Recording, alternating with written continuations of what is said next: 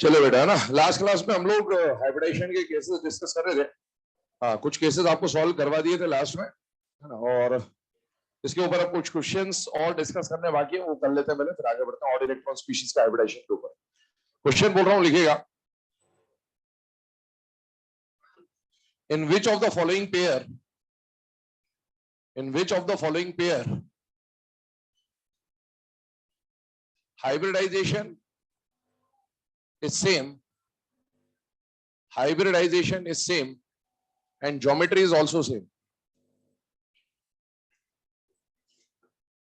Hybridization is same and geometry is also same.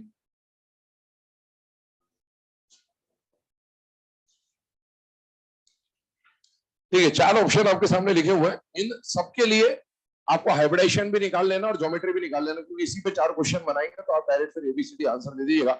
तो सबके लिए आप कैलकुलेट कर ले पहले।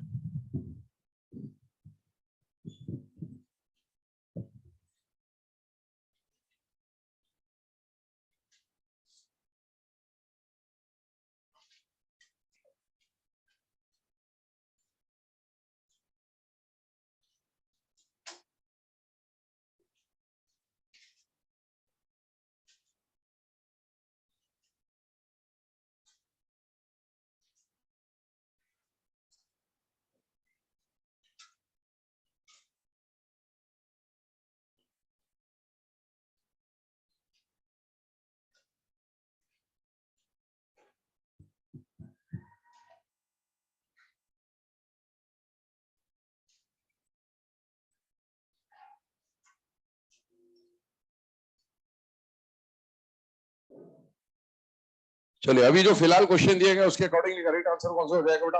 फर्स्ट, ठीक है, क्योंकि हाइब्रिडाइजेशन दोनों का सेम है, sp3 और ज्योमेट्री कहने का मतलब हम कौन सी ज्योमेट्री की बात कर रहे हैं? मॉलिक्यूलर ज्योमेट्री, है ना। तो मॉलिक्यूलर ज्योमेट्री या इलेक्ट्रॉनिक ज्योमेट्री, दोनों के लिए वो दोनों ही अभी फिलहाल में सेम है। अगला क्वेश्चन लिखे इसके बाद, for which of the following pair, for which of the following pair hybridization is same, for which of the following pair hybridization is same but geometry is different? For which of the following pair hybridization is same but geometry is different? Correct answer कौन सा है बेटा? Second. Hybridisation दोनों का sp3 है, लेकिन पहले वाले का ज्योमेट्री पिरामिडल है और दूसरे वाले का वी शेप आ रहा है। इसके बाद अगला क्वेश्चन लिखिए, for which of the following pair, for which of the following pair hybridization is different, hybridization is different and geometry is also different? Hybridization is different and geometry is also different. Correct answer fourth रहेगा इनमें से, क्योंकि दोनों का hybridisation, एक का sp3 है, एक का sp3d है, और एक का ज्योमेट्री सीसॉ है और दूसरे का टेट्राहेड्रन है। और लास्ट क्वेश्चन जो बच रहा है ऑप्शन 3 को लेकर, वो बन जाएगा hybridization is different but geometry is same. So last question लिखेंगे, for which of the following pair hybridization is different but geometry is same? For which of the following pair hybridization is different but geometry is same? Hybridization is different but geometry is same. Correct answer third हो जाएगा इस बार। तो ये चारों के ऊपर जो चार टाइप के क्वेश्चन बन सकते थे वो आपको बता दिए। पहला बन सकता था सेम हाइब्रिडाइजेशन सेम ज्योमेट्री, दूसरा बन सकता था सेम हाइब्रिडाइजेशन डिफरेंट ज्योमेट्री, तीसरा बन सकता था डिफरेंट हाइब्रिडाइजेशन सेम ज्योमेट्री, और लास्ट बन सकता था डिफरेंट हाइब्रिडाइजेशन डिफरेंट ज्योमेट्री। चारों का ऑप्शन आपके सामने है, इसी पे चार टाइप के क्वेश्चन बन गए। अब आगे बढ़ते हैं। इसके बाद अगला एक और यहाँ पर पॉइंट हमें कंसिडर करना है, और वो जो टॉपिक हमें कंसिडर करना है दैट इज आइसोस्ट्रक्चरल। ठीक है, एग्जाम में बहुत फ्रीक्वेंटली बेटा एक क्वेश्चन पूछा जाता है कि which of the following pair is isostructural, या फिर कोई एक मॉलिक्यूल दे देगा और बोलेगा कि ये मॉलिक्यूल किसके साथ आइसोस्ट्रक्चरल है। आइसोस्ट्रक्चरल नाम से ही मीनिंग समझ में आ जाना चाहिए, ऐसे स्पीशीज जिनका स्ट्रक्चर क्या हो बेटा सेम। अब स्ट्रक्चर सेम होने का मतलब क्या है, हम लोग ऐसी बात करें जिनकी ज्योमेट्री सेम हो, ज्योमेट्री मतलब इलेक्ट्रॉनिक ज्योमेट्री या मॉलिकुलर ज्योमेट्री से कौन सी ज्योमेट्री की बात कर रहे हैं, मॉलिकुलर ज्योमेट्री है ना। अब इसमें जैसे वो ऊपर वाला क्वेश्चन है, इसी में हम लोग बात करें, आपसे पूछता है इनमें से आइसोस्ट्रक्चरल कौन है, तो दो ऑप्शन बन सकते हैं। इन दोनों का स्ट्रक्चर भी सेम है, मतलब इन दोनों की ज्योमेट्री भी टेट्राहेड्रल और इन दोनों की ज्योमेट्री क्या है बेटा, लीनियर, तो दो ऑप्शन बन सकते हैं। लेकिन अगर आपको इन दो में से कोई एक प्रेफर करना है तो आप किसको प्रेफर करेंगे, फर्स्ट को या थर्ड को, फर्स्ट को, क्यों, hybridisation is same and geometry is also same. तो ये बात ध्यान रखना, कई बार एग्जाम में ऐसा हो सकता है, जैसे अभी इस फिलहाल में इस ऑप्शन में मैं चेंज कर दे रहा हूं कि यहां पर आपके सामने एक ऑप्शन में लिख दे रहा हूं SO2 और एक में लिख दे रहा हूं CO2, और अभी आपके सामने क्लियर कट एक ही ऑप्शन आएगा यहाँ पर और वो क्या आ जाएगा बेटा, ए, आइसोस्ट्रक्चरल में। लेकिन बाय चांस एग्जाम में कभी ऐसा आ जाए कि दो ऑप्शंस हो जिनके ज्योमेट्री सेम हो, जिनके ज्योमेट्री सेम हो, तो आप प्रायोरिटी उस ऑप्शन को देंगे जहां हाइब्रिडाइजेशन एंड ज्योमेट्री दोनों सेम हो, और अगर हाइब्रिडाइजेशन डिफरेंट है और ज्योमेट्री सेम है तो इसको प्रायोरिटी नहीं देनी है। लेकिन ये केस तब लगाना है जब दो ऐसे केसेस बन रहे हो। अगर बाई चांस एग्जाम में सिर्फ ऐसा ही केस है या ऐसा ना हो कि जो पहले लिखा था I3 माइनस और CO2 सिर्फ वैसे ही केस होता तो उसको आप डायरेक्टली टिक कर दे। लेकिन हाँ, अगर दो केसेस आ जाए जहां पर ज्योमेट्री सेम आ रही हो तो फिर ज्यादा प्रायोरिटी ध्यान रखिएगा हमेशा उसे देंगे जिसमें हाइब्रिडाइजेशन सेम हो, ज्योमेट्री सेम हो। कौन से बैच की?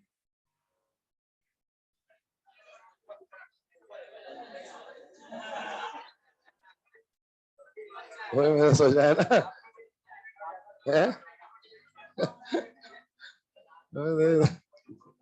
चलता रहता है ना, जीवन में छोटी मोटी दुर्घटनाएं हो जाती है। ठीक है, चले आइसो स्ट्रक्चरल लिख लेना। शुरू के एक दो दिन ढूंढने में ज्यादा दिक्कत होती है, बिल्डिंग का नक्शा समझ नहीं आता ना, इधर सीढ़ी चढ़े कहाँ चले गए, उधर चले गए, उधर थोड़ा सा दिक्कत रहता है शुरू शुरू में। है आने नहीं दे रहा किसको, कौन? हाँ अच्छा, चलो रोला है तेरा इधर, और बाकी बच्चे लाइन में आ रहे होंगे ना, तूने बोल दिया अल्फा जी और बोले जाओ। सही है, वो समझ गया, बोले खतरनाक आदमी, बारूद से कभी पड़ जाएगा। चलो ठीक है, मतलब इसी में खुश है भाई, जीने तो बच्चों को थोड़ा सा। चलो लिखिए, आइसोस्ट्रक्चरल की डेफिनेशन लिखना, those species which have same geometry, those species which have same geometry, those species which have same geometry। ठीक है, एक क्वेश्चन लिख लें इसके ऊपर, which of the following pair of species are isostructural, which of the following pair of species are isostructural?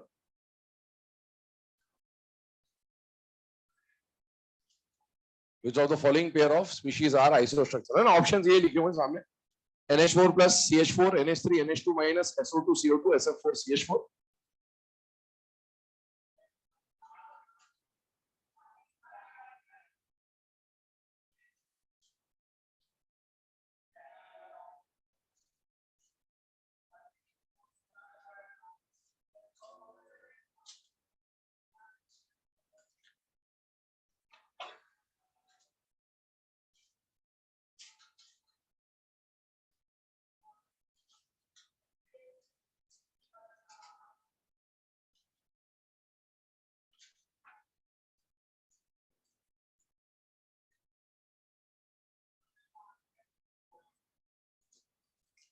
चलिए, अभी जो क्वेश्चन दिया उसमें तो क्लियर कट आंसर आपको मिल रहा है, आंसर कौन सा हो जाएगा बेटा, ए। ठीक है, अब अगले हम लोग इस पे और क्या टाइप के क्वेश्चन फ्रेम हो सकते हैं बेटा उसके ऊपर बात कर रहे हैं।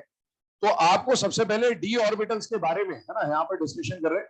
डी के 5 ऑर्बिटल जो होते हैं उनके शेप आप ऑलरेडी जानते हैं, उनमें से 2 जो होते हैं वो ऑन द एक्सेस होते हैं जिन्हें बोला जाता है एक्सियल डी ऑर्बिटल्स, और 2 कहां बनते हैं बेटा, इन बिटवीन द एक्सेस जिन्हें क्या बोलते हैं बेटा, नॉन एक्सियल डी ऑर्बिटल्स। ठीक है, अगर इसके नेम्स की बात करें हम लोग तो ये वाला जो ऑर्बिटल इसे बोला जाता है D X square Y square, इसे बोला जाता है डी जेड स्क्वायर। ये एक्स और वाई लोब के बीच में तो एक्स वाई, वाई जेड और जेड एक्स। अब ये जो 3 जो आ रहे हैं इसमें जो आपको लोब्स बनते हुए दिख रहे हैं, ऑन द एक्सिस है या बिटवीन द एक्सिस है बेटा, बिटवीन द एक्सिस।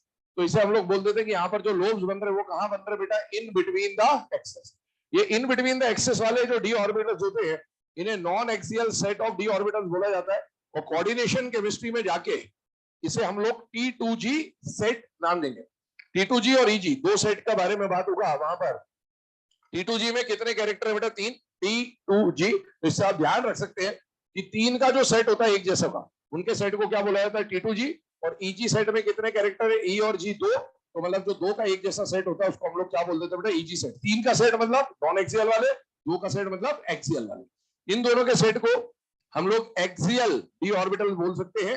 क्यों एक्सियल डी ऑर्बिटल बोल सकते हैं? क्योंकि ये जो बनते हैं ये कहां बनते हैं बेटा? ऑन द एक्सिस ही आपको मिल रहे होते हैं, तो इसे axial set of D orbital बोल दिया जाता है। आगे जाके इसी सेट को क्या नाम दे दिया जाएगा बेटा? EG सेट भी नाम दे दिया जाएगा। ठीक है ना? तो चलिए अभी हम लोगों ने डिस्कशन किया, अब इसके ऊपर क्या क्वेश्चन आ सकता है तो वो हम लोग बात करते हैं। पहले आप इसको नोट कर लें एक बार, फिर क्वेश्चन बोलता हूं उसके ऊपर।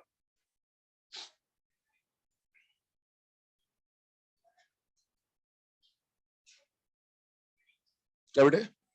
कोई हेडिंग नहीं है वैसे तो, डी ऑर्बिटल्स का ही heading.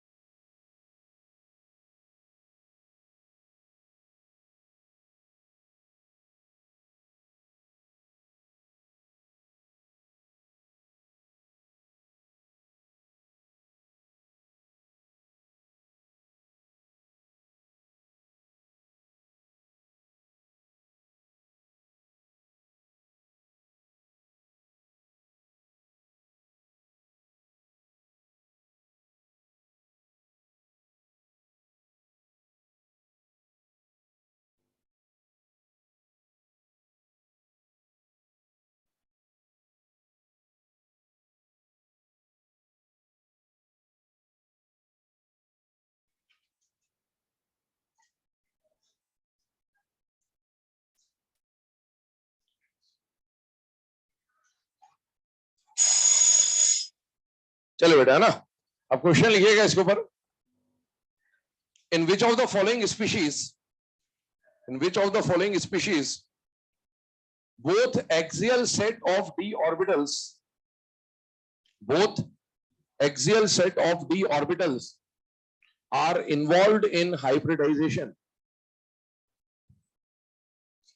In which of the following species both axial set of d orbitals are involved in hybridization? ठीक है, ऑप्शन आपके सामने लिखे हुए। पहला ऑप्शन आ गया बेटा CH4, अगला PCl5, अगला ICl4 माइनस और नेक्स्ट NH3 है। तो आप जब इनका हाइब्रिडाइजेशन निकालेंगे समझ में आ जाना चाहिए बेटा ये sp3 है, ये भी sp3 है, ये sp3d है और इसका हाइब्रिडाइजेशन क्या आ रहा है बेटा? sp3d2। और आपसे क्वेश्चन में क्या बोला है? Both axial set of D orbital. Axial set of D orbital का मतलब कौन कौन से डी ऑर्बिटल की बात कर रहा है? dx2 y2 और dz2। क्या इस वाले हाइब्रिडाइजेशन में दोनों ये ऑर्बिटल प्रेजेंट होते हैं? तो यस, और इसीलिए आंसर कौन सा हो जाएगा बेटा? सी, क्योंकि इसमें दोनों डी ऑर्बिटल जो इन्वॉल्व है वो dx2 y2 और dz2 है।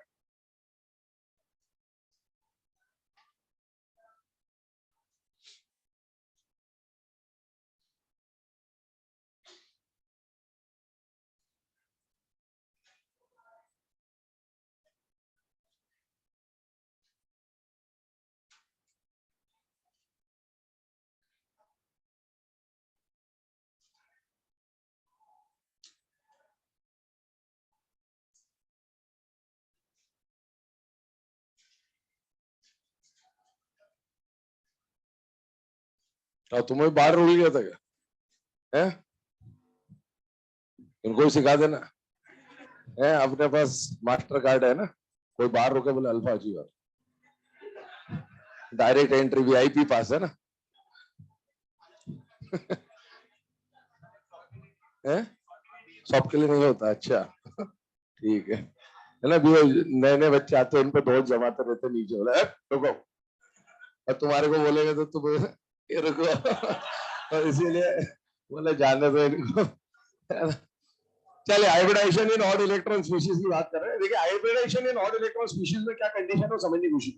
अभी तक हम लोग हाइब्रिडाइजेशन जब निकाल रहे थे, H का वैल्यू निकाल रहे थे, तो एच का वैल्यू क्या क्या आ रहा था, होल नंबर में आ रहा था, 2 3 4 5 इस टाइप का वैल्यू आ रहा था। जब हाइब्रिडेशन का वैल्यू एच का वैल्यू 2 आ रहा था, इसका मतलब हाइब्रिडेशन एसपी था, sp2 था, sp3 था, इस तरह का कुछ वैल्यू निकल के आ रहा था। ठीक है, इसका सेंस क्या होता था, मैंने आपको बोला था ये जो 2 या 3 या 4 आ रहा है, ये क्या बता रहा है, नंबर ऑफ हाइब्रिड ऑर्बिटल्स। और नंबर ऑफ हाइब्रिड ऑर्बिटल हमेशा उतने होते हैं जितने प्योर ऑर्बिटल क्या होते हैं बेटा, मिक्स होते हैं। इसका मतलब है यहाँ पर एक एस और एक पी मिक्सर में गया, मिक्स होके आया और 2 हाइब्रिड ऑर्बिटल बना के आ रहा था, मेजर लोब माइनर लोब वाले टाइप का। यहाँ पर कितने है प्योर ऑर्बिटल मिक्स हुए, 3, एक एस है ना, एक एस के साथ 2 पी मिक्स हुए, और यहाँ पर एक एस के साथ 3 पी क्या हो रहे थे बेटा, मिक्स हो रहे थे। ये इसका कहने का मतलब है। अब कई बार क्या होगा, अभी तक जिनका भी हाइब्रिडेशन हमने निकाला ना, वो सब इवन इलेक्ट्रॉन स्पीशीज थे। जब हम ऑड इलेक्ट्रॉन स्पीशीज का हाइब्रिडेशन निकालते हैं, ये जो H का वैल्यू मिलेगा ना, ये आपको ऐसा मिलेगा, या तो 2.5 मिलेगा, या 3.5 मिलेगा, या 4.5 मिलेगा, इस तरह का कुछ वैल्यू मिलेगा।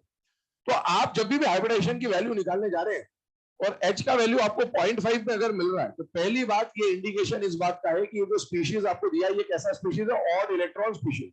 और हमने एक बात पढ़ी हुई है, odd electron species are always paramagnetic in nature. ठीक है, उसका इससे कोई लेना देना नहीं, लेकिन हाँ वो एक बात पॉइंट पढ़ा हुआ है तो डिस्कस कर दिया फिर से। अभी देखो, अगर H का वैल्यू ये आ रहा है तो इसका सेंस क्या है, इसका सिग्निफिकेंस क्या है, समझिएगा। H का वैल्यू 3.5 ये बोलता है कि हाइब्रिडाइजेशन में कितने प्योर ऑर्बिटल मिक्स हुए, ऐसे 3.5 मिक्स हुए, मतलब 1 2 3 तो पूरा, और एक कितना मिक्स हुआ, इतना। ऐसा होता है, ऐसे थोड़ी होगा डब्बा जाएगा तो आधा मिक्स होगा, आधा कहां चला गया। ठीक है, तो मिक्सिंग होगी तो पूरे डब्बे की होगी, अदरवाइज नहीं होगी। तो आप ये जो वैल्यू देख रहे हैं ना 3.5, जैसे मान लो 3.5 कहां आ रहा है, इन दोनों के बीच में आ रहा है, तो हम क्या करेंगे अभी इस पूरे टॉपिक में, हम इस 3.5 को राउंड ऑफ करेंगे। या तो इस 3.5 को राउंड ऑफ करेंगे लोअर वैल्यू पे, या फिर इस 3.5 को राउंड ऑफ करेंगे हायर वैल्यू पे। बाई चांस वैल्यू 2.5 आता है तो लोअर या हायर पे राउंड ऑफ किया जाएगा। तो राउंड ऑफ करेंगे, उसके बेसिस पे 2 केसेस बनेंगे कि कब लोअर पे राउंड ऑफ करना है और कब हायर पे राउंड ऑफ करना है। तो सबसे पहले केस 1 के ऊपर डिस्कशन करते हैं, जब हमें लोअर वैल्यू पे राउंड ऑफ करना होता है, और फिर हम लोग बात करेंगे केस 2 की, जब हमें हायर वैल्यू पे राउंड ऑफ करना है। हेडिंग डाल लें, हाइब्रिडेशन इन ऑड इलेक्ट्रॉन स्पीशीज केस 1, लिखना स्टार्ट करें।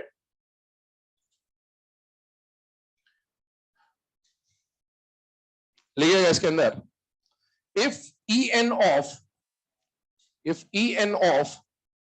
side atom, if En of side atom is less than En of side atom is less than En of central atom, En of side atom is less than En of central atom, then the unpaired electron is considered as nothing. Then the unpaired electron is considered as nothing. ठीक है, अब इसके ऊपर discussion करते हैं। यहां पर क्या कहने का मतलब है, मान लीजिए आपको एक एग्जांपल आया एग्जाम में, और एग्जाम में जो एग्जांपल आ रहा है वो क्या आ रहा है बेटा, CH3 रेडिकल आपने पढ़े हुए होते हैं, जब कार्ब केटायन कार्ब एनायन पढ़ते हैं तो रेडिकल का भी हाइब्रिडेशन आपको बताया जाता है, sp2 हाइब्रिडेशन निकल के आता है इसका, है ना, वही वाली बात। अब देखिए CH3 रेडिकल आ रहा है बेटा, यहां पर आप जब इसका हाइब्रिडेशन निकालेंगे तो 2 तरीके, एक तो हाफ बी प्लस है माइनस ए प्लस है, और एक क्या हो जाता है बेटा, number of sigma bond plus lone pair. दोनों से बता दे रहा हूं, कार्बन के आउटर मोस्ट शेल में कितने इलेक्ट्रॉन है बेटा, 4 में से 3 हाइड्रोजन ने 3 सिग्मा बॉन्ड बना लिए, एक क्या बच गया, अनपेड इलेक्ट्रॉन। अभी यहां पर इस स्ट्रक्चर में अगर आप देखें तो इसके पास सिग्मा बॉन्ड है 3, और लोन पेयर की अगर मैं बात करूं ना तो लोन पेयर आधा माना जाएगा इसको, क्योंकि अगर 2 इलेक्ट्रॉन होते तो एक लोन पेयर माना जाता। अभी यहाँ एक ही इलेक्ट्रॉन है तो इसको पूरा लोन पेयर मान नहीं सकते, इसको कायदे से क्या माना जाना चाहिए, आधा लोन पेयर। तो ये मैंने लिख दिया। जब आप इसको सॉल्व करेंगे तो H का वैल्यू फिलहाल में क्या आ रहा है बेटा, 3.5। ये जो 0.5 वाला वैल्यू आएगा ये इंडिकेट करता है ये जो स्पीशीज है ये कैसा है बेटा, ऑड इलेक्ट्रॉन स्पीशीज है। इसको अगर आप H is equal to half V plus M minus C plus से सॉल्व करें तो भी H का वैल्यू क्या निकल के आएगा, 3.5 ही निकल के आएगा, मतलब ये ऑड इलेक्ट्रॉन स्पीशीज है। अब अगर ऑड इलेक्ट्रॉन स्पीशीज है, ये डेसिमल में आ रहा है, तो आपको क्या करना है, आपको या तो इसको लोअर वैल्यू पे राउंड ऑफ करना है या फिर हायर वैल्यू पे राउंड ऑफ करना है। और कब लोअर पे और कब हायर पे राउंड ऑफ करना है वो डिसाइड होगा En से डिसाइड होगा। और En में हम लोग रेफरेंस साइड एटम को लेके चल रहे हैं, क्यों लेके चल रहे हैं उसका एक्सप्लेनेशन बाद में दूंगा। तो आप साइड एटम को रेफरेंस लेके चल रहे हैं। साइड एटम का En अगर कम है तो आप इसको लोअर पे राउंड ऑफ करोगे, और साइड एटम का En अगर ज्यादा होगा तो हम इसको हायर पे राउंड ऑफ करेंगे।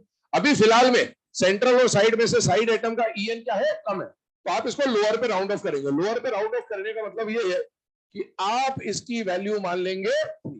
आपने इसको 3 मान लिया, अगर 3 मान लिया तो हाइब्रिडेशन कौन सा हो जाएगा, sp2। अब ऐसा किया क्यों, उसके लिए एक पॉइंट लिखाया कि साइड एटम का En अगर कम है तो ये जो अनपेयर्ड इलेक्ट्रॉन है this will be considered as nothing. मतलब आपने ये जो 0.5 अभी माना है इसको कुछ भी नहीं मानना है, और कुछ भी नहीं मानना है तो ये जो पॉइंट है ये ऐसा बन जाएगा कि सिग्मा बॉन्ड 3 और lone pair will be considered as 0, क्योंकि आपने उस हाफ इलेक्ट्रॉन को, अनपेयर्ड इलेक्ट्रॉन को कुछ भी नहीं माना, और ये H का वैल्यू आ जाएगा 3, और 3 का मतलब हाइब्रिडेशन हो जाएगा sp2। ये कंडीशन बनती है।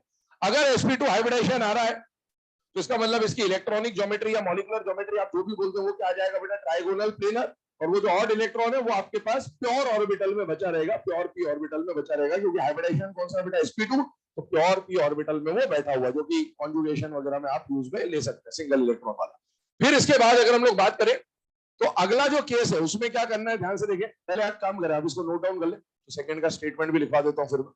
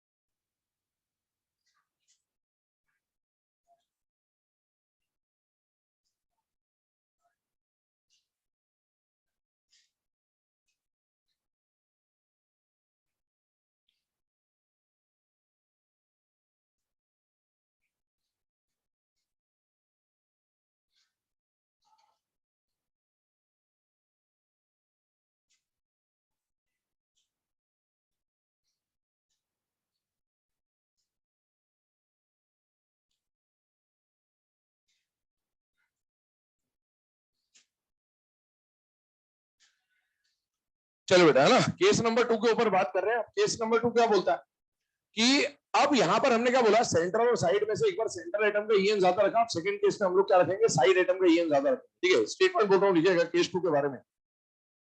If En of side atom, if En of side atom is more than, if En of side atom is more than En of central atom, if En of side atom is more than En of central atom, then the unpaired electron is considered as a lone pair. Then the unpaired electron is considered as a lone pair. Then the unpaired electron is considered as a lone pair.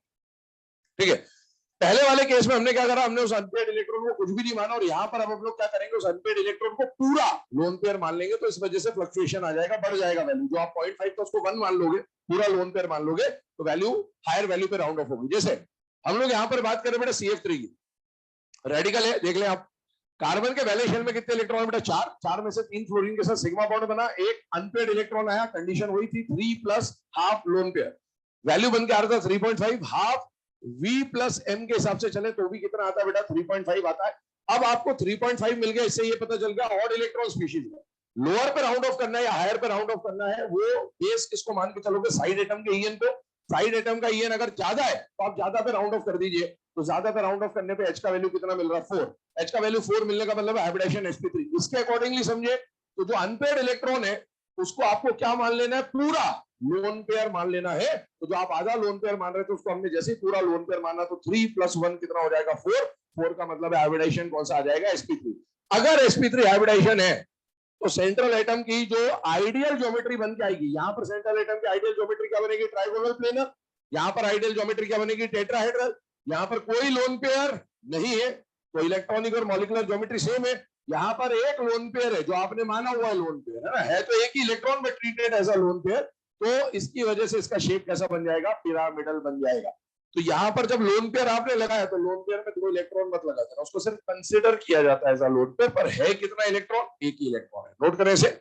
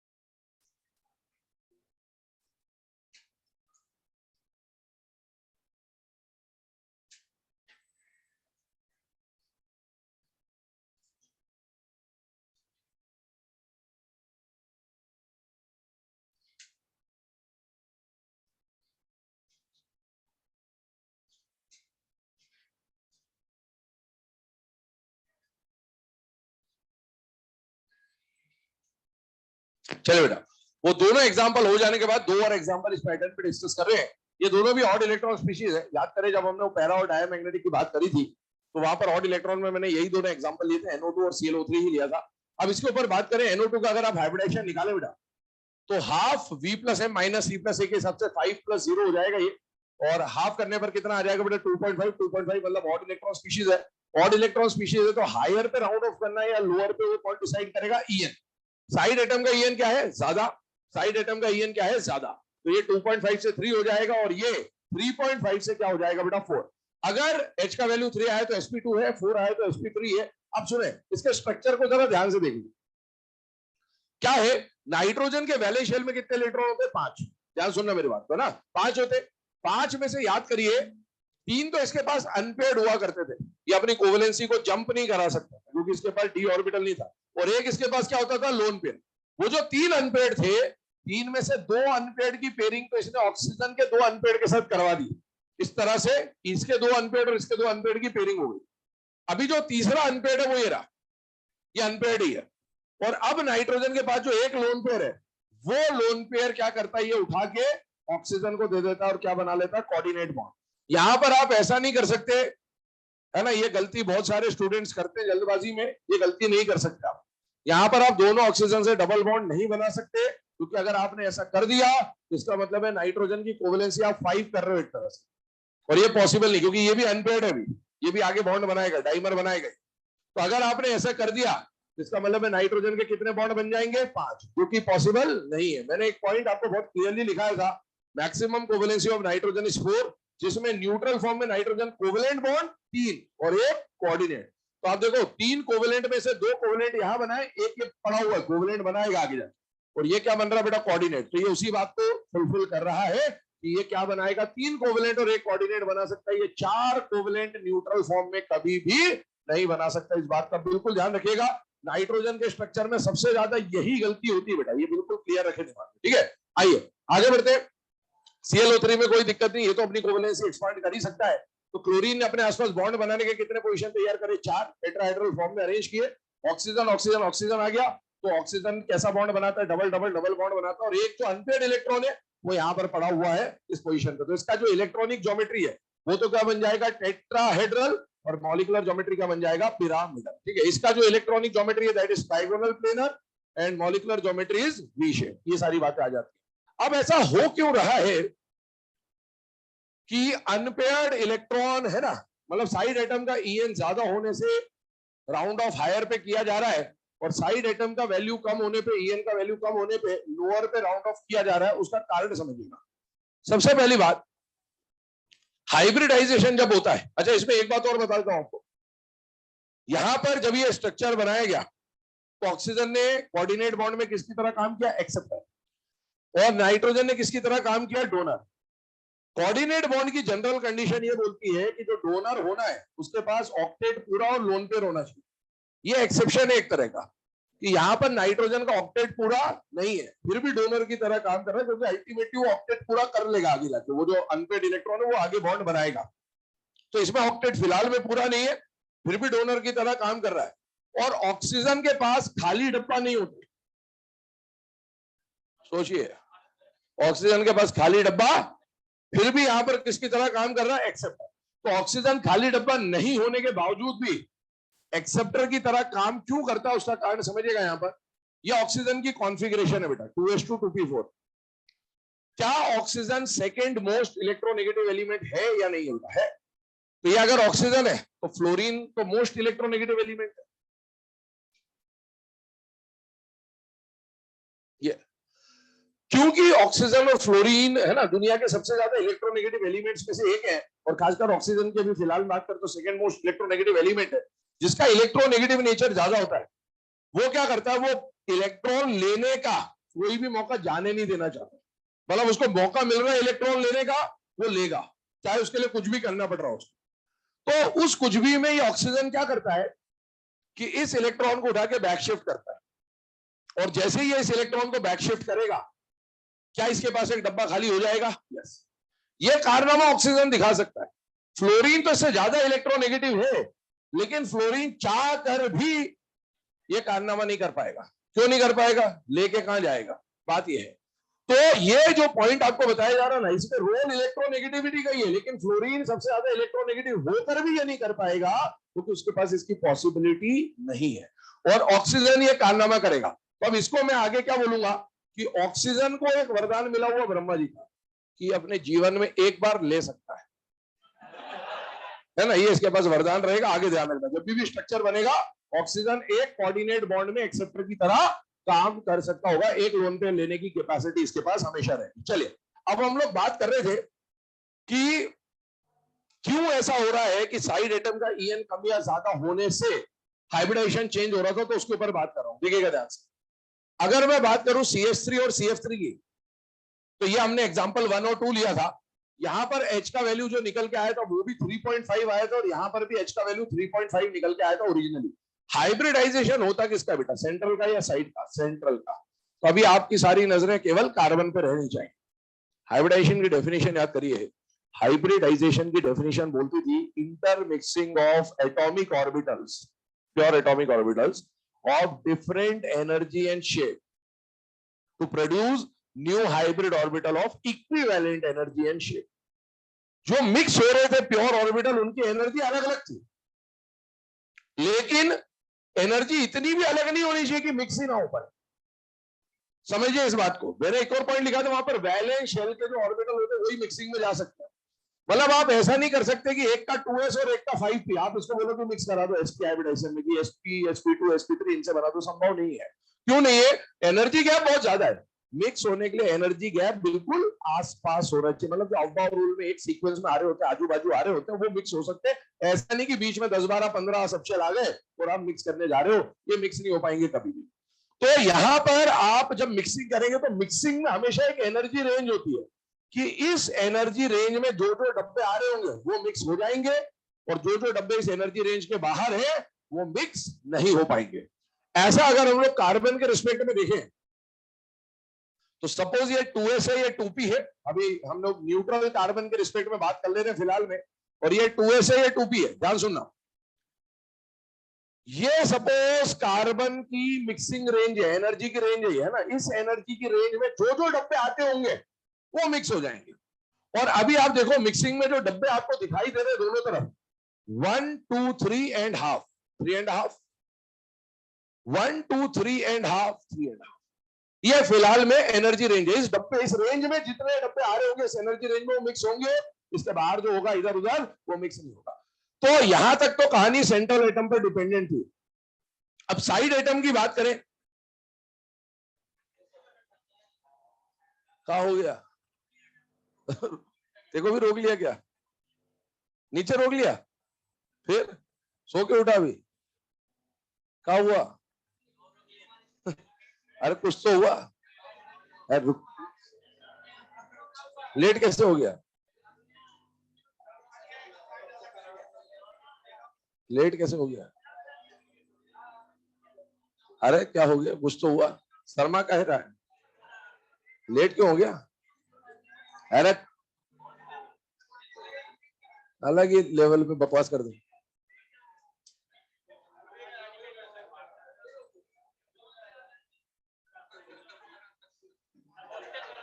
Hostel वाला रोक लिया था, कोई नहीं, अभी सही है सब। चलो इधर ध्यान दो। अभी हम लोग बात कर रहे हैं CH3 CF3 की। मैंने बोला इस मिक्सिंग रेंज में, इस एनर्जी रेंज में जो जो डब्बे आएंगे वो मिक्स हो जाए।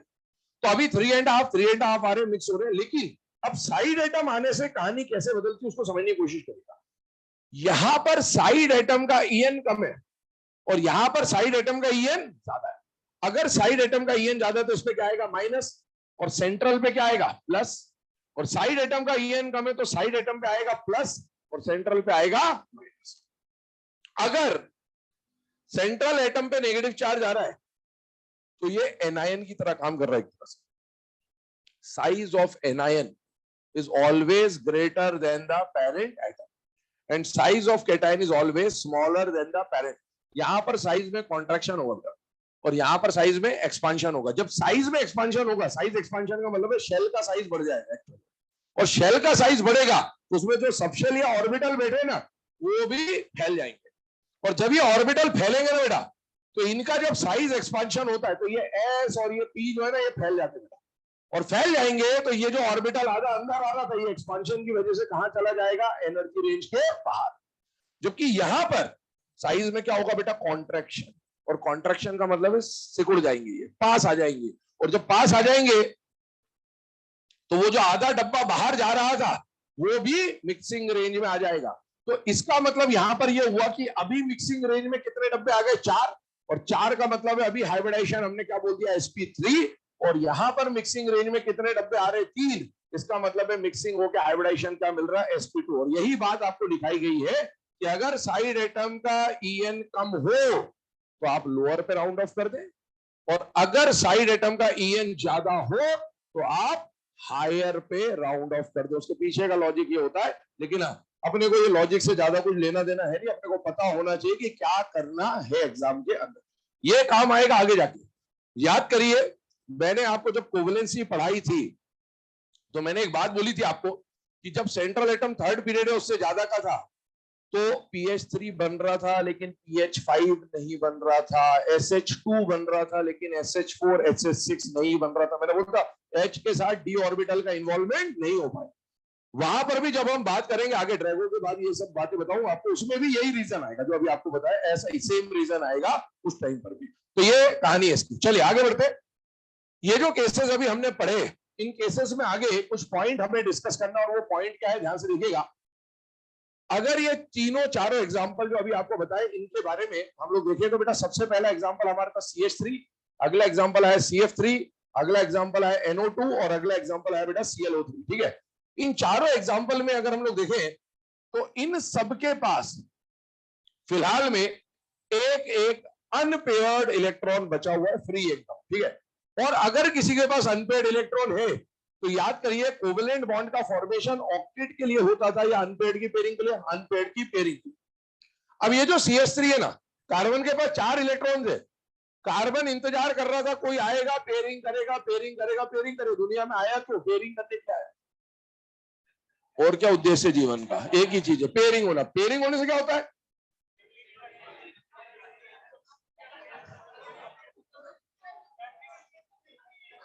अब एक इलेक्ट्रॉन का स्पिन पॉजिटिव, एक का नेगेटिव है, कैंसल हो जाते हैं स्पिन, तो स्टेबल हो जाते हैं। हाँ बाकी ठीक है। अब सुनो मेरी बात, अब क्या हो रहा है कि ये कार्बन के साथ जो 4 इलेक्ट्रॉन थे, 3 तो हाइड्रोजन ने आके पेयरिंग कर ली, और वो जो एक इलेक्ट्रॉन है वो इंतजार कर रहा है, आएगा कोई पेयरिंग करेगा, आएगा हाइड्रोजन आएगा पेयरिंग करेगा, हाइड्रोजन। उसने वर्षों तक इंतजार करा, कड़ी मेहनत कड़ी तपस्या के बाद कोई आया ही नहीं बॉन्ड बना है, तो थक गया वो। फिर उसको उसको है ना, वो अभी आज के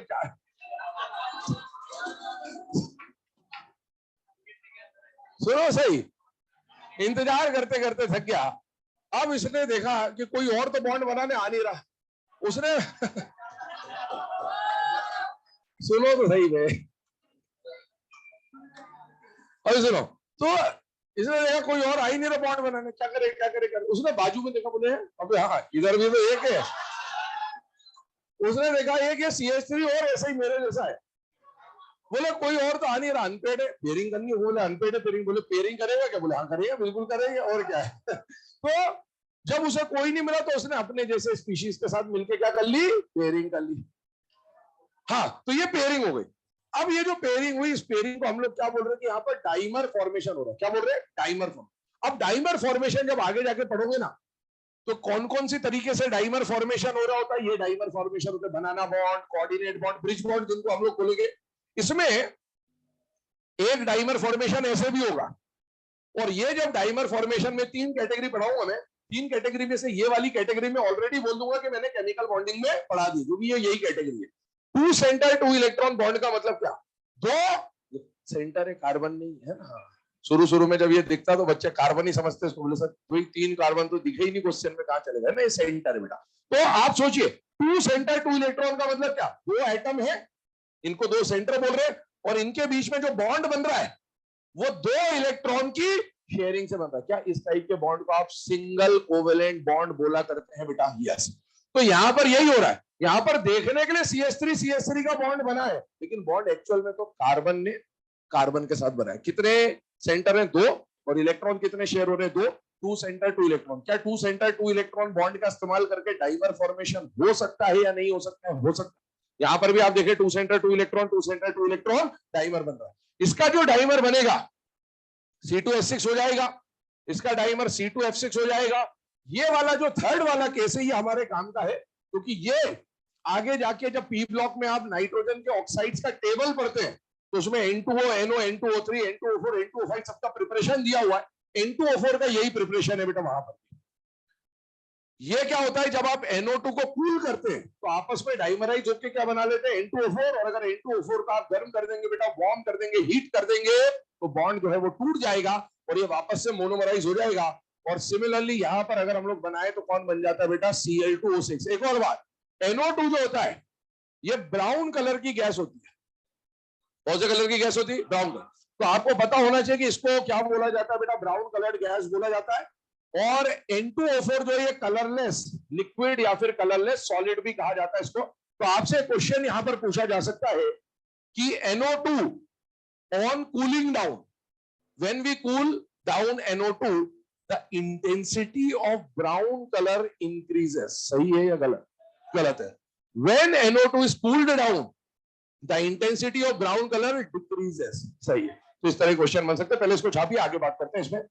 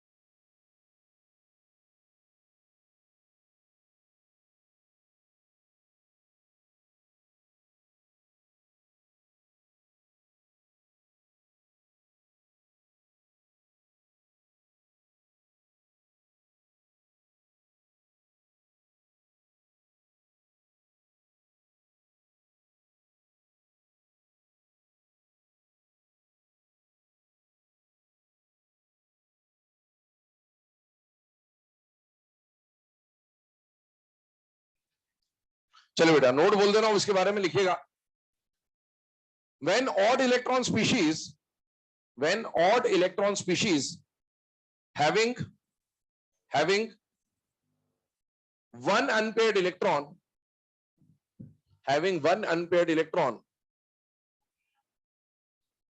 are present, having one unpaired electron are present, they can dimerize easily. they can dimerize easily under normal circumstances.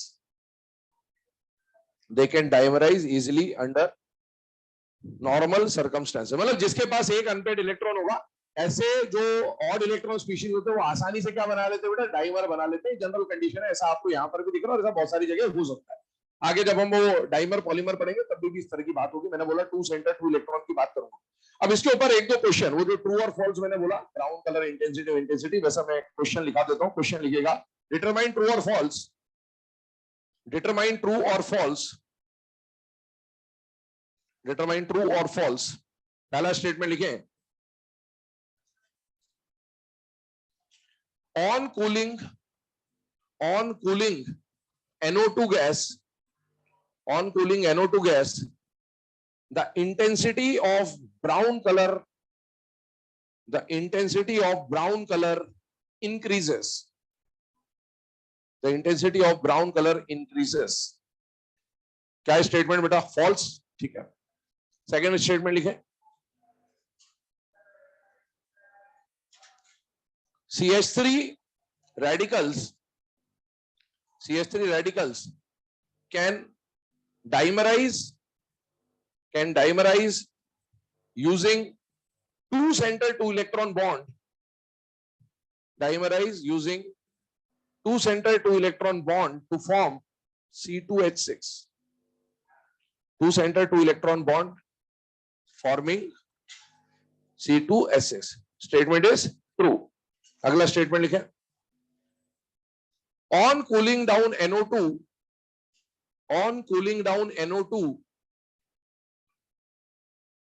colorless N2O4 is produced, colorless N2O4 is produced. Statement is true.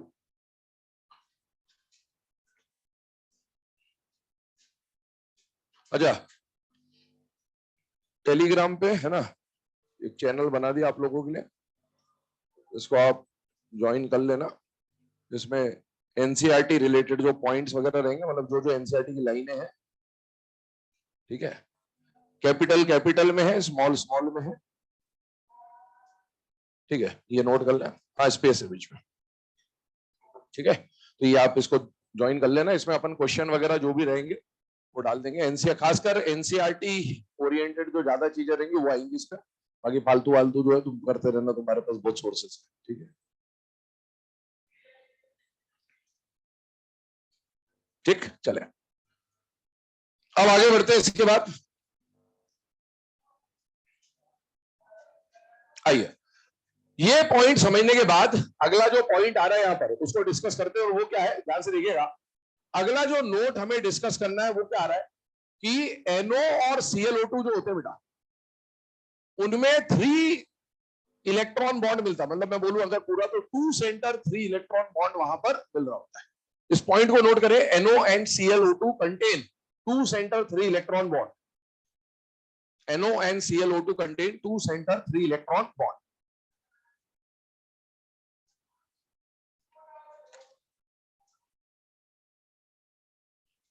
इसको कहने का मतलब क्या है, ध्यान सुनेगा. एक्चुअल में ClO2 और NO ये दोनों जो है ना, ये भी इन सब की तरह ऑड इलेक्ट्रॉन स्पीशीज है बेटा. अभी चेक कर लेंगे इनको. इनके पास भी एक एक अनपेड इलेक्ट्रॉन होता है. और अगर इनके पास भी एक एक अनपेड इलेक्ट्रॉन है तो बाकियों की तरह इसको भी डाइमर और इसको भी डाइमर बनाना चाहिए था. अगर ये डाइमर बनाते तो नेचर में इसका डाइमर क्या मिलता, N2O2, और इसका डाइमर क्या बनता, Cl2O4. इनका एग्जिस्टेंस होना चाहिए था. और हम जो भी बात कर रहे हैं अंडर नॉर्मल सर्कमस्टेंसेस बात करते हैं. एक्सट्रीम कंडीशन में तो फिर कुछ भी हो सकता है. तो अंडर नॉर्मल कंडीशन इन दोनों के डाइमर एग्जिस्ट करते हुए नहीं मिलते. अब इनके पास अनपेड इलेक्ट्रॉन है, फिर भी डाइमर नहीं बना रहे, जबकि अनपेड वालों को तो क्या करना चाहिए था, डाइमर बना लेना चाहिए. तो फिर इसका रीजन ढूंढा गया और रीजन ये बनाया गया कि इसका वो जो अनपेड इलेक्ट्रॉन था जो फ्री था, वहां पर डाइमर जो बनाने में काम आ रहा था वो फ्री ही नहीं है. जैसे यहां पर कौन से बॉन्ड बन रहे थे, 2 सेंटर 2 इलेक्ट्रॉन, और वो एक इलेक्ट्रॉन फ्री था, वही तो बॉन्डिंग में जा रहा था. अगर ये पहले से ही बॉन्ड में आ चुका हो तो अब ये आगे किसी से बॉन्डिंग करने के लिए फ्री नहीं रहेगा. और फ्री नहीं रहेगा इसका मतलब है वो डाइमर नहीं बना पाएगा. ये इसका रीजन निकल गया है. देखिए इसको यहां पर समझते. ClO2 जो है इसके लिए आप हाइब्रिडाइजेशन निकाले तो हाइब्रिडाइजेशन निकलेगा half B plus M minus C plus H का वैल्यू आएगा 3.5। ऑड इलेक्ट्रॉन स्पीशीज कंफर्म हो गए यहां से। अब जब आपको 3.5 मिला तो इसको या तो लोअर या हायर पे राउंड ऑफ करना। बहुत इंपॉर्टेंट एग्जांपल, ध्यान सुन लेना, बॉन्ड एंगल में वापस आएगा 3.5। अगर आप ये 3.5 देख रहे हैं तो साइड एटम का ईएन क्या है, सादा, तो आप हायर पे राउंड ऑफ करेंगे तो एच का वैल्यू क्या बनता है 4, और एच का वैल्यू 4 है तो sp3 होना चाहिए, लेकिन ऐसा नहीं माना जाता। यहां पर इसका हाइब्रिडाइजेशन माना जाता है sp2, मतलब एच का वैल्यू क्या माना जाता है 3, ये sp3 नहीं है। अब देखो क्यों नहीं है, उसका कारण समझिए। क्लोरीन के आउटर मोस्ट शेल में ये 7 इलेक्ट्रॉन है मिले, और साइड एटम में कितने ऑक्सीजन आ रहे हैं, 2। अगर 2 ऑक्सीजन आ रहे तो ऑक्सीजन के पास आउटर मोस्ट शेल में 6 इलेक्ट्रॉन है बेटे, और ऑक्सीजन के पास आउटर मोस्ट शेल में 6 इलेक्ट्रॉन। ये क्लोरीन का एक लोन पेयर पहले से ही पेयर्ड है। क्लोरीन की कोवेलेंसी याद करिए 1 3 5 7, यहां पर 5 कोवेलेंसी ले रहा हूं तो ये एक लोन पेयर बचा हुआ है, 5 कोवेलेंसी, 5 अनपेयर्ड है। 5 अनपेयर्ड अगर है तो बेटा अनपेयर्ड की पेयरिंग के लिए कोवेलेंट बॉन्ड बन गया, अनपेयर्ड की पेयरिंग के लिए कोवेलेंट बॉन्ड बन गया। ऑक्सीजन के पास 2 अनपेयर्ड होते थे, पेयरिंग बन गई। क्या अभी क्लोरीन के पास एक अनपेयर्ड दिख रहा है या नहीं दिख रहा बेटा, दिख रहा है। और अगर ये इलेक्ट्रॉन अनपेयर्ड होता और ये फ्री होता तो ये आगे जाके दूसरे ClO2 के साथ क्या बनाता, डाइमर, और इसने तो डाइमर बनाया नहीं। और डाइमर बनाया नहीं तो उसका कारण क्या बोला गया कि ये जो अनपेयर्ड इलेक्ट्रॉन है तो अनपेयर्ड लेकिन फ्री नहीं है, ये बॉन्डिंग में आ गया। और अगर ये बॉन्डिंग में आ गया तो अभी आगे किसी से बॉन्ड बनाने के लिए फ्री नहीं बचा, और अगर फ्री नहीं बचा इसलिए ये मॉलिक्यूल आगे डाइमर का फॉर्मेशन नहीं करेगा। इसके पीछे डाइमर सिर्फ अकेला रीजन डाइमर नहीं है, इसके पीछे बहुत सारे रीजन है। मैं थोड़ा सा आपको हिंट देने की कोशिश करता हूं, लेकिन आप डाइमर से समझेंगे तो ज्यादा बेटर अप्रोच समझ में आएगा। देखिए, अगर मान लो ये इलेक्ट्रॉन यही होता तो बताइए क्लोरीन ऑक्सीजन का बॉन्ड ऑर्डर कितना आता, 2। जितने बॉन्ड उतना बॉन्ड ऑर्डर, और बॉन्ड ऑर्डर 2 ही एटम के निकलते, 4 मत बोल दे, है ना, कि 4 सामूहिक रूप से नहीं देखते बॉन्ड ऑर्डर, अकेले देखते ना। तो अगर यहां पर आप Cl और O का बॉन्ड ऑर्डर निकालते तो वो बॉन्ड ऑर्डर क्या निकल के आता, आइडियल कंडीशन में 2। अच्छा, किसी भी बॉन्ड की सिंगल बॉन्ड हो या डबल बॉन्ड हो, ट्रिपल बॉन्ड हो, उनकी कुछ ना कुछ bond strength, bond energy, bond stability की कुछ स्टैंडर्ड वैल्यूज डिफाइंड होती है। तो इसका जो डबल बॉन्ड है उसकी बॉन्ड एनर्जी की या बॉन्ड स्ट्रेंथ की या बॉन्ड स्टेबिलिटी की कुछ ना कुछ स्टैंडर्ड वैल्यू ऑलरेडी डिफाइंड होगी। तो जब इस मॉलिक्यूल में क्लोरीन ऑक्सीजन का ये जो बॉन्ड दिख रहा था, इसकी बॉन्ड एनर्जी, बॉन्ड स्ट्रेंथ की वैल्यू है ना, ये तो हमारी स्टैंडर्ड वैल्यूज है जो मैं बता रहा हूं। और जो अभी मॉलिक्यूल आपने लिया ClO2 का, इसमें भी अगर ClO का ऐसा बॉन्ड होता और बॉन्ड ऑर्डर 2 होता तो इसकी जो बॉन्ड एनर्जी की या बॉन्ड लेंथ की या ये सब वैल्यू होनी थी वो अप्रोक्सीमेटली इसके आसपास होनी चाहिए। थोड़ा बहुत फ्लक्चुएशन चलता है, लेकिन इसकी जो वैल्यू मिली वो अलग मिली, कुछ ज्यादा ही अलग मिली। और वैल्यू क्या मिली, यहां के मुकाबले यहां की बॉन्ड एनर्जी कम मिली। अगर एनर्जी कम मिल रही, बॉन्ड एनर्जी कम मिल रही है, इस बात को इंडिकेट कर रहा है कि बॉन्ड ऑर्डर कम हुआ होगा, 2 नहीं होगा, 2 से कम होगा। और 2 से कम इसका जो एक्चुअल बॉन्ड ऑर्डर माना जाता है वो माना जाता है 1.75, ये माना जाता है। तो ऐसा कारनामा क्यों हुआ, अगर ये इलेक्ट्रॉन यहां पड़ा होता तो 2 ही होना चाहिए था। लेकिन जब इसको MOT से देखा गया, अब इसका MOT हमारे स्कोप से बाहर है क्योंकि ये पॉलीएटॉमिक हमको पढ़ना सिर्फ डायटॉमिक का होता है, लेकिन मैं आपको थोड़ा सा लॉजिक बता दे रहा हूं। ये जो अनपेयर्ड इलेक्ट्रॉन है, जब इसका MOT डायग्राम बनता है तो जो अनपेयर्ड इलेक्ट्रॉन है वो बॉन्डिंग में पाया जाता है। और वो जो इलेक्ट्रॉन दिखा रहे हैं ना, जो आपको यहाँ पर बॉन्डिंग में इन्वॉल्व कर रहे हैं, जिसको हम यहाँ पर क्या देख रहे हैं, 2 सेंटर है और इस बॉन्ड में कितने इलेक्ट्रॉन आ रहे हैं, 3। तो इस बॉन्ड को बोला जाता है कि यहाँ पर कौन सा बॉन्ड है, 2 सेंटर 3 इलेक्ट्रॉन बॉन्ड। ये जो अनपेयर्ड इलेक्ट्रॉन जिसको आप पहले NBMO मान रहे थे, नॉन बॉन्डिंग इलेक्ट्रॉन मान रहे थे, वो इलेक्ट्रॉन एक्चुअल में ABMO का इलेक्ट्रॉन होता है। किसका इलेक्ट्रॉन होता है, ABMO। और ABMO का इलेक्ट्रॉन बॉन्ड ऑर्डर बढ़ाता है या कम करता है, कम करता है, क्योंकि वो इन्वॉल्व हो गया तो वो बॉन्ड ऑर्डर को कम करेगा। लेकिन आप एक बात और जानते कि एक इलेक्ट्रॉन बॉन्ड ऑर्डर को कितने से कम करता है, 0.5 से। 0.5 से वहां कितने से कम हुआ, 2 से 1.75 हो रहा है, 0.25 से। ऐसा क्यों हुआ, ऐसा इसलिए हुआ कि ये इलेक्ट्रॉन यहां और यहां दोनों जगह रेजोनेंस करेगा। तो वो जो एक ABMO का इलेक्ट्रॉन है जो 0.5 से बॉन्ड ऑर्डर कम करना चाहिए था, उसका कंट्रीब्यूशन एक ही जगह नहीं है, उसका कंट्रीब्यूशन 2 जगह बढ़ गया। तो 0.5 से कम तो वो कर रहा है, लेकिन 0.25 इधर कम करेगा और 0.25 इधर कम करेगा। इस वजह से इसका बॉन्ड ऑर्डर क्या लिया जाता है बेटा, 1.75। और 1.75 का जो स्टैंडर्ड है वो इस बात को एक्सप्लेन कर देता है, इसकी बॉन्ड एनर्जी, बॉन्ड स्ट्रेंथ सब कुछ उससे मैच भी हो जाती है। और इसीलिए ऐसा माना जाता है ये जो इलेक्ट्रॉन है, अनपेयर्ड इलेक्ट्रॉन है, ये फ्री नहीं होता, ये ऑलरेडी बॉन्डिंग में इन्वॉल्व है। तो आपको यहां पर ये बात समझनी पड़ेगी कि ClO2 जो है वहां पर वो जो अनपेयर्ड इलेक्ट्रॉन आप मान के चल रहे थे, जिसको अनपेयर्ड इलेक्ट्रॉन को आपने पूरा लोन पेयर यहां पर मान लिया है, एक्चुअल में तो वो लोन पेयर की तरह काम कर ही नहीं रहा है, वो तो बॉन्ड पेयर में इन्वॉल्व है, उसको काउंट नहीं करेंगे, और काउंट नहीं करेंगे तो वो, आप देखो अब इसका अब हाइब्रिडाइजेशन निकालो, कितने सिग्मा बॉन्ड दिख रहे, दो, लोन पेयर कितना है, एक, 2+1 कितना आएगा, 3 का मतलब हाइब्रिडाइजेशन कौन सा आ जाएगा, sp2, तो ये 2 और लोन पेयर आ गया 1, और इसको जब H का वैल्यू निकालोगे तो आएगा 3, और इस मॉलिक्यूल का हाइब्रिडाइजेशन माना जाता है sp2 हाइब्रिडाइजेशन। और ये जो ऑड इलेक्ट्रॉन मैंने बताया, ये ऑड इलेक्ट्रॉन बीएमओ का है या एबीएमओ का है बेटा, एबीएमओ का इलेक्ट्रॉन है, एबीएमओ कैरेक्टर इसके अंदर, ध्यान रखिएगा। आगे बढ़ते हैं इसके बारे में। सेकेंड एग्जांपल ले रहा हूं एनओ का।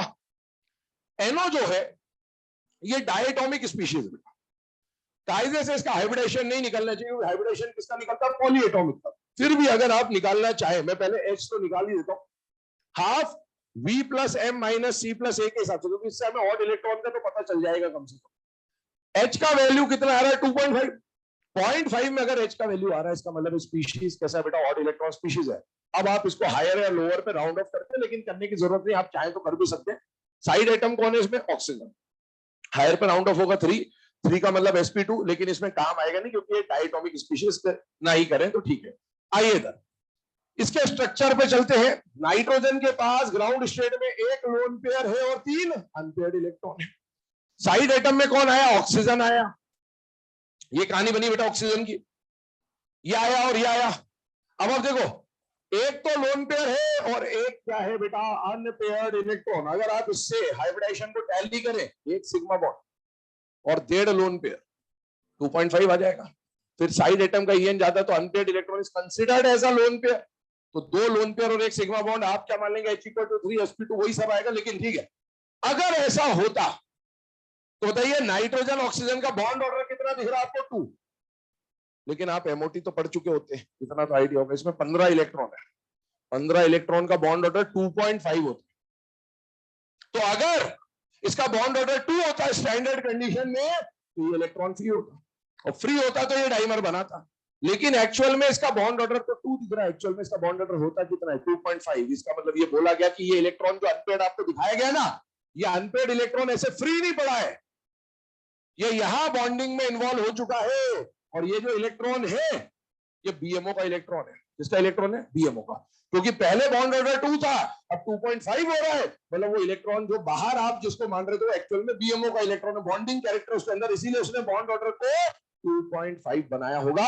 और ये जो 2.5 है ये एनओ की प्रॉपर्टीज को अच्छी तरीके से या सही तरीके से एक्सप्लेन कर सकता है। इसका मतलब ये इलेक्ट्रॉन अब आगे किसी से बॉन्ड बनाने के लिए फ्री दिख रहा है या फ्री नहीं है बेटा, फ्री नहीं है, इसका मतलब ये आगे डाइमराइज नहीं हो सकता। तो ये कंडीशन है इसकी। तो आपसे अगर पूछा जाए कि कौन से ऐसे स्पीशीज है जिनमें 2 सेंटर 3 इलेक्ट्रॉन बॉन्ड मिलता है, तो आपके सामने 2 एग्जांपल, इसके अलावा परऑक्साइड, सुपर ऑक्साइड, सॉरी, यहां पर भी बॉन्ड ऑर्डर 1.5, तो ये भी ऑड इलेक्ट्रॉन स्पीशीज वाला केस है। आप इसके इलेक्ट्रॉन निकालेंगे, 17 इलेक्ट्रॉन है, ऑड इलेक्ट्रॉन स्पीशीज, एक अनपेयर्ड इलेक्ट्रॉन इसके पास बचा है। अगर अगर ध्यान सुनना, अगर इसके पास एक अनपेयर्ड है तो फिर इसको भी आगे जाके बना लेना था, और बना लेता तो नेचर में ऐसा कुछ मिलना चाहिए था। इसका मतलब इसका भी जो ऑड इलेक्ट्रॉन है वो फ्री नहीं है, और इसलिए इसके अंदर भी कौन सा बॉन्ड माना जाता है, 2 सेंटर 3 इलेक्ट्रॉन। लेकिन ये काम नहीं आएगा, आपको कम से कम ClO2 और NO के बारे में जानकारी होनी चाहिए, वो आपके सामने लिखी हुई है। इसके बाद इसमें नोट दिखा देता हूं कि क्या पॉइंट किया गया है इसमें, वो इलेक्ट्रॉन जो है वो फ्री नहीं है, ये मेन इसमें बात है।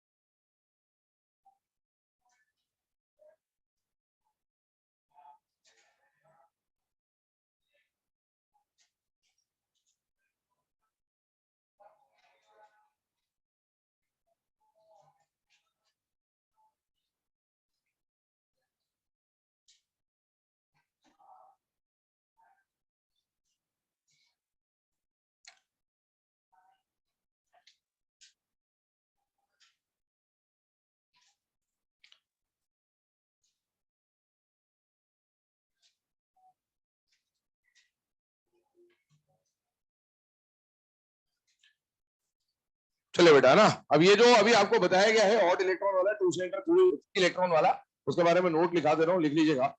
इन NO and ClO2, in NO and ClO2, the odd electron, the odd unpaired electron, ऐसा लिख लीजिएगा, the odd unpaired electron, the odd unpaired electron has already participated in two centered 3 electron bond, has already participated in 2 centered 3 electron bond. Therefore it is not free,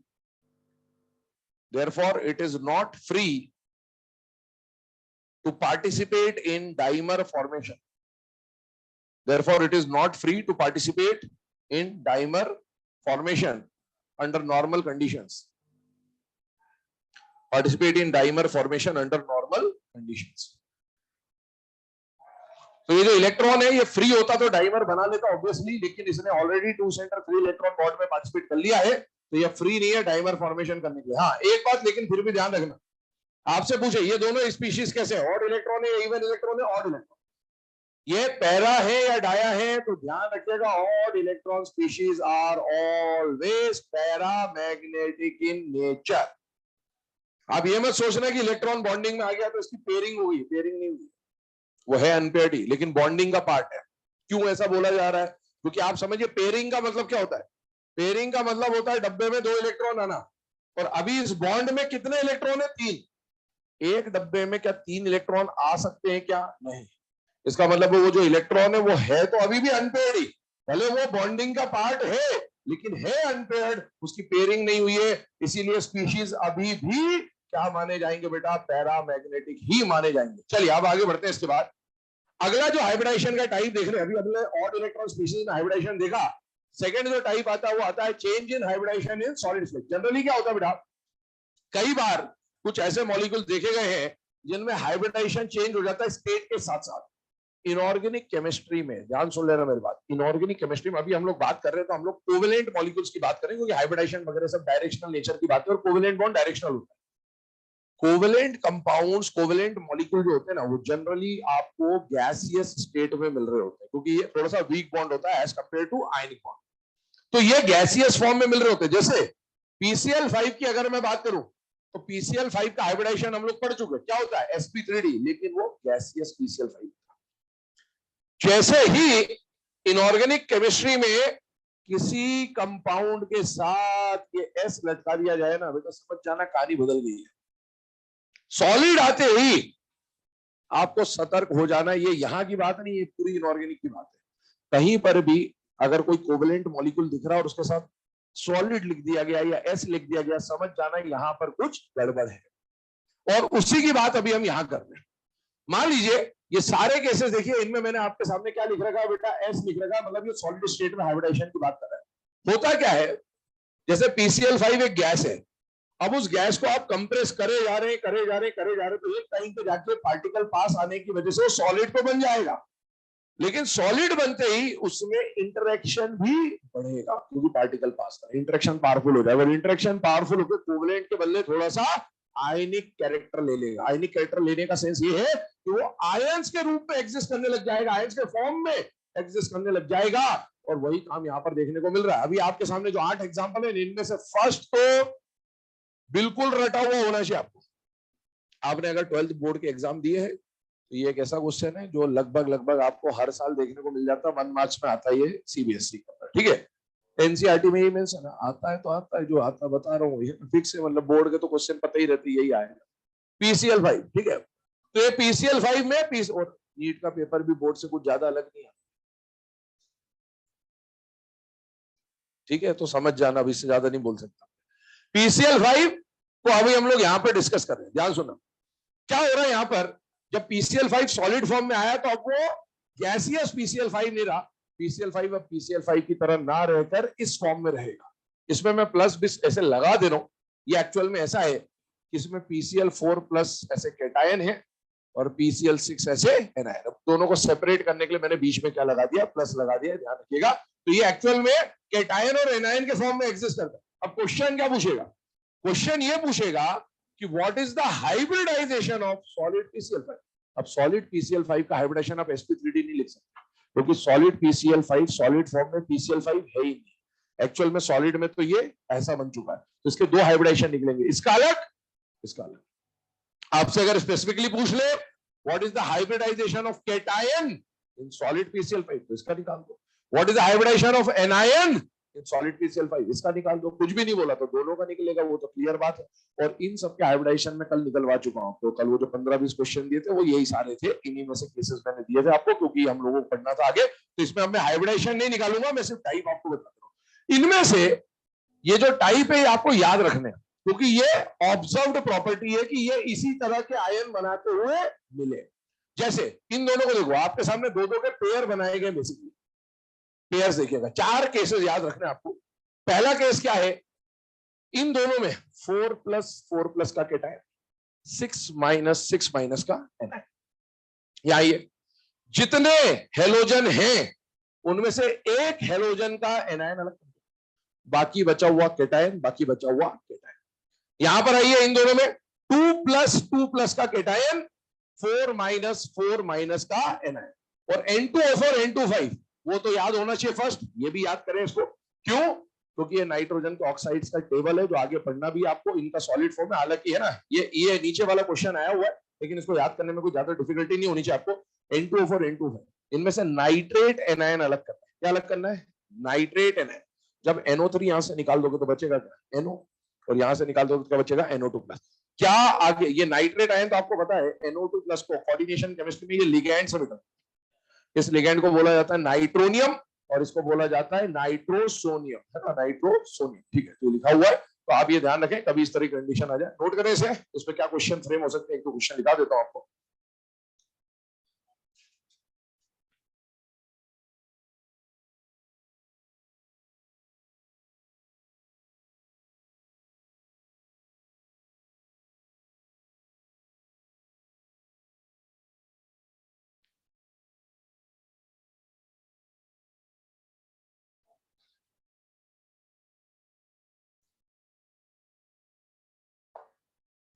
इसमें से अगर आप first और second equation देखेंगे तो वो balance नहीं कर रखी है ना।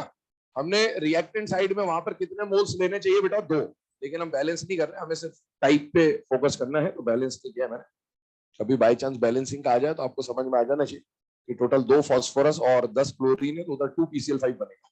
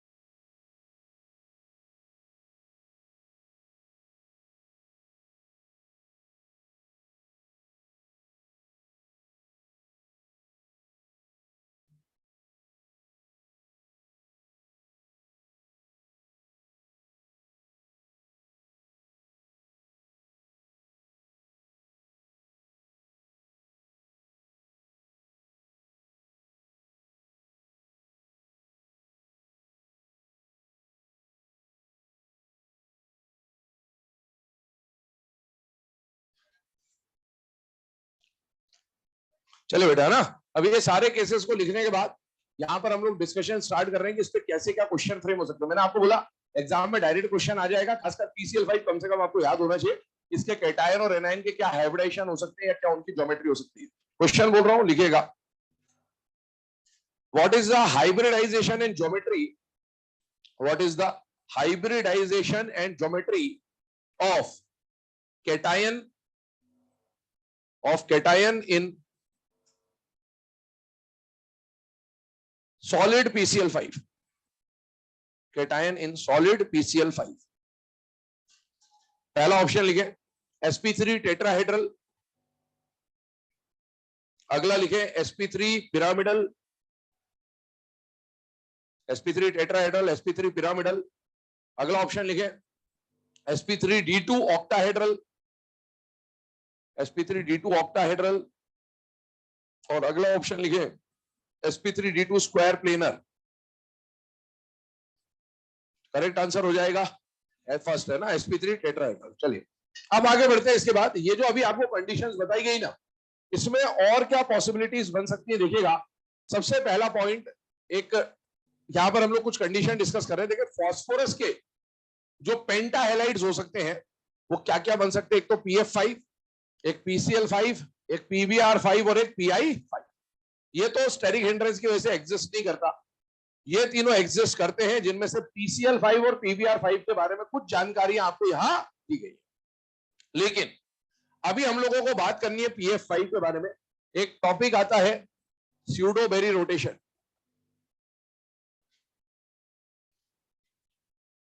है ना, या बेरी स्यूडो रोटेशन भी इसको बोल देते हैं कुछ लोग, पर स्यूडो बेरी रोटेशन बोल रहा हूं मैं। ये जो टॉपिक अभी आपको बताया जा रहा है ये नीट में किसी काम का नहीं है, पहली बात ये बिल्कुल क्लियर कर ले। ये यहाँ के लिए बताया जा रहा है, सुन लो, पढ़ना हो पढ़ लेना, वरना नहीं पढ़ना मत पढ़ना। पढ़ाया जा रहा है लेकिन पढ़ने का नहीं है, ये बात ध्यान रखना, ठीक है ना। सुन लो, स्यूडो बेरी रोटेशन में होता क्या है एक्चुअल में। अगर हम लोग बात करते हैं बेटा PF5 मॉलिक्यूल की, तो PF5 का अगर आप हाइब्रिडाइजेशन निकालेंगे तो क्या हाइब्रिडाइजेशन निकल के आएगा sp3d। sp3d की जो आइडियल ज्योमेट्री वो क्या है बेटा, ट्राइगोनल बाइपिरामिडल। और अगर ट्राइगोनल बाइपिरामिडल है तो ये डायग्राम कुछ ऐसा बन के आना चाहिए कि 2 इसमें एक्सियल पोजीशन होनी चाहिए और 3 इसमें इक्वेटोरियल पोजीशन होनी चाहिए। और कल मैंने आपको लिखाया था कि sp3d हाइब्रिडाइजेशन में एक्सियल बॉन्ड लेंथ बड़ी होती है और इक्वेटोरियल बॉन्ड लेंथ छोटी होती है। मतलब कब, जब all side atom are same. यहाँ पर ऑल साइड एटम भी सेम है, तो यहाँ ये जो रेड वाली बॉन्ड लेंथ है बड़ी होनी चाहिए, ब्लैक वाली बॉन्ड लेंथ छोटी होनी चाहिए। लेकिन इस मॉलिक्यूल में जब बॉन्ड लेंथ निकाली गई तो जो दोनों रेड और ब्लैक वाली बॉन्ड लेंथ है, एक्सियल और इक्वेटोरियल बॉन्ड लेंथ है, इनकी वैल्यू लगभग बराबर मिली, लगभग बराबर मिली। एग्जैक्टली इक्वल नहीं है, ये बात बिल्कुल ध्यान रखिएगा दिमाग, लगभग बराबर मिली। हालांकि रेड वाली थोड़ी सी बड़ी ही है, लेकिन वो माइन्यूट सा डिफरेंस है और इसीलिए उसको नेग्लेक्ट कर दिया जाता है। तो दोनों वैल्यू लगभग बराबर मिली। तो अगर लगभग बराबर मिली तो इसको एक्सप्लेन कैसे किया जाए। तो इसको एक्सप्लेन करने के लिए एक कॉन्सेप्ट बताया गया, स्यूडो कॉन्सेप्ट बताया गया, जिसे बोलते हैं स्यूडो बेरी रोटेशन। वो रोटेशन क्या बोलता है, वो रोटेशन ये बोलता है कि जितने भी इस ट्राइगोनल बाइपिरामिडल में फ्लोरीन है, ये ट्राइगोनल बाइपिरामिडल अपना स्ट्रक्चर चेंज करेगा, फ्लक्चुएट करेगा, और फ्लक्चुएट करके फास्फोरस के साथ जो 3 फ्लोरीन इक्वेटोरियल पे होने थे उनके बजाय 4 फ्लोरीन प्लेन पर आएंगे और केवल 1 फ्लोरीन कहां रहेगा, प्लेन से बाहर। और ये जो डायग्राम बन के आएगा इस ज्योमेट्री को क्या बोलेंगे, स्क्वायर पिरामिडल। तो इससे हो क्या रहा है, ध्यान सुनना। ये जो 2 फ्लोरीन है ना, ध्यान सुनना और समझना, 2 फ्लोरीन में से 1 फ्लोरीन प्लेन पे आ गया। ऐसे जब प्लेन पे आ गया तो 1 2 3 4 आपके लिए इक्वेटोरियल पोजीशन की तरह काम करने लगेगा, और केवल 1 क्या बचा, एक्सियल। फिर क्या होगा, थोड़ी देर के बाद वापस ये स्ट्रक्चर इसमें बदलेगा। जब ये स्ट्रक्चर इसमें बदलेगा तो जो एक्सियल था वो इक्वेटोरियल में चला गया, और अब जो इक्वेटोरियल था वो एक्सियल पे आके ऐसा आ जाएगा। मतलब ये फ्लोरीन बाहर आके ऐसा बन जाएगा, 1 2 3 मिलकर ट्राइंगल बना लेंगे, और ये क्या बना लेंगे, एक्सियल। फिर क्या होगा, जो पहले इक्वेटोरियल था वो फिर एक्सियल बनेगा, फिर एक्सियल इक्वेटोरियल बनेगा। ऐसे एक एक एक्सियल एक एक बार इक्वेटोरियल पे, और एक एक इक्वेटोरियल एक एक बार एक्सियल पे आता जाएगा। इसको क्या बोला जा रहा है, स्यूडो रोटेशन। इससे क्या फायदा हुआ, इससे ये फायदा हुआ कि ऐसा बोल दिया गया कि जब इसमें कौन इक्वेटोरियल है कौन एक्सियल है ये पक्का ही नहीं है, सभी इक्वेटोरियल है सभी एक्सियल है, तो सबकी बॉन्ड लेंथ भी बराबर मान ली जाती है। जिससे ये रीजन बना दिया गया कि इनकी बॉन्ड लेंथ लगभग बराबर क्यों होती है, ड्यू टू रोटेशन। की सारे एटम एक एक बार इक्वेटोरियल पे आएंगे, सारे एटम एक एक बार एक्सियल पे आएंगे, ये पॉइंट बोला जाता है। स्यूडो वेरी रोटेशन के बारे में मैं पॉइंट दिखा दे रहा हूं आपको, दो तीन लिख लीजिएगा। फर्स्ट पॉइंट लिखिएगा, in pf5 molecule, in pf5 molecule pseudo Berry rotation is observed. Pseudo Berry rotation को आप शॉर्ट में पीबीआर लिख लेना ना, PBR is observed in pf5 molecule, pseudo Berry rotation is observed. Second point लिखेंगे, due to PBR, due to PBR, due to PBR in pf5, in pf5, due to pbr in pf5 molecule, all bond lengths are considered to be equal, all bond lengths are considered to be equal, all bond lengths are considered to be equal। और तीसरा point लिखिए, due to PBR, due to PBR, the structure of PF5, due to PBR, the structure of PF5 continuously changes from TBP to square pyramidal, changes from trigonal bipyramidal to square pyramidal and vice versa, and vice versa। मतलब continuously एक दूसरे में क्या हो जाते हैं बेटा, ये चेंज हो जाते हैं, तो ये प्रोसेस चलता रहेगा। तो ये आपको बता दिया पॉइंट क्या क्या था, पढ़ना हो पढ़ लेना, वरना नीट के लिए कोई काम का नहीं है, आप मेंशन कर लेना, यहाँ के पेपर में आए तो देख लेना, बाकी नीट के लिए अननेसेसरी पढ़ने की जरूरत है। इसके आगे का जो पॉइंट है, फिर अब हम लोग कल पाई बॉन्ड्स के बारे में डिस्कशन करेंगे कि पी पाई और पी पाई डी पाई बॉन्ड्स कहाँ होते हैं, कितने होते हैं, फिर बॉन्ड एंगल स्टार्ट करेंगे। ठीक है, बाकी इसके आगे डिस्कशन कल स्टार्ट करेंगे।